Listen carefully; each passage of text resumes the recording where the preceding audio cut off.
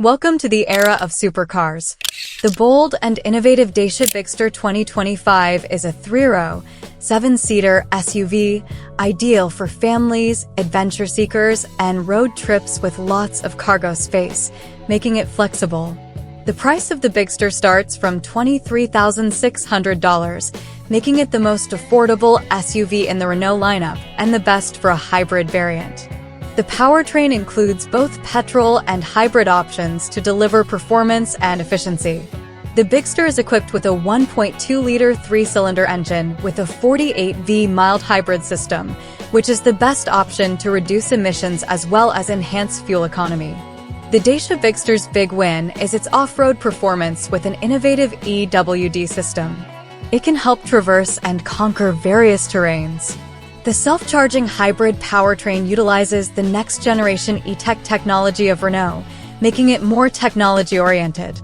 Its self-charging tech will be different from the Dacia Jogger. The Bigster 2025 promises eco-friendliness and versatility to meet the diverse and technology-based needs of modern drivers. Entry-level versions of the Dacia Bigster are available with comfort features like electric windows and central locking.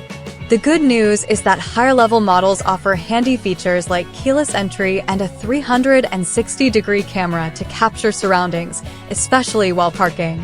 The release date of the Bigster is expected to be the end of December this year. Some sources claim that the Bigster will get the same technology as the Captur, which uses a 1.6-liter petrol engine boosted by a 49-kilowatt electric motor.